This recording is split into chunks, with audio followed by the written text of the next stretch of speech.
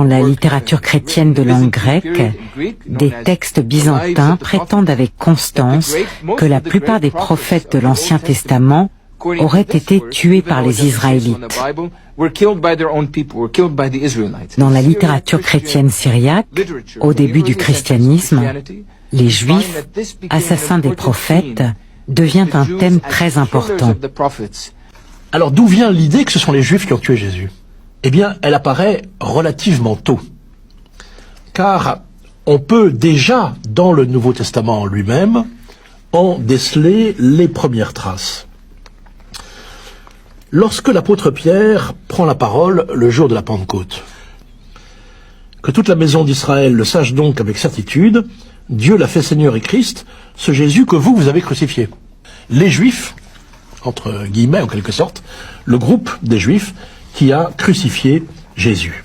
Dans le Nouveau Testament et dans des textes plus anciens comme les vies des prophètes, donc des textes qui racontent, à partir de traditions juives mais christianisées, le sort des prophètes, où très souvent on se rend compte que les prophètes, d'après ces textes-là, ont été mis à mort par les Juifs. Par exemple, si on suit ce qui est dit dans les vies des prophètes, Amos est tué avec une massue par le fils du prêtre Amasia, Michée est jeté d'un rocher, Isaïe est scié en deux par Manassé, Jérémie est lapidé en Égypte, Zacharie est tué par le roi Joas, Ézéchiel est tué à Babylone, et ainsi de suite. L'idée donc des Juifs comme responsables de la mort du Christ, c'est une idée qui apparaît donc dans le christianisme et qui se renforce au fur et à mesure des polémiques chrétiennes anti-juives. Le Coran la reprend très directement. Encore une fois, j'attire l'attention sur le fait que dans l'ensemble de ces reproches que le Coran adresse aux Juifs, comme la falsification des Écritures ou du sens des Écritures, ces reproches-là sont très précisément la reprise de reproches et de polémiques chrétiennes anti-juives.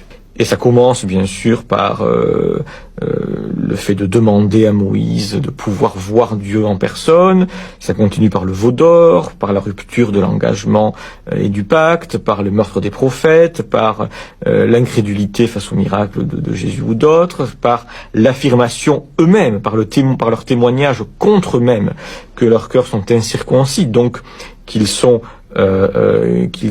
au plus profond d'eux-mêmes rejeté le pacte et l'alliance. Ça continue par la calomnie qu'ils prononcent contre Marie en l'accusant d'adultère, et ça continue par leur prétention à avoir tué Jésus. Le Coran s'inscrit dans une vision identique qui situe la crucifixion dans l'histoire plus large de l'opposition d'Israël à Dieu, de l'opposition d'Israël aux prophètes de Dieu.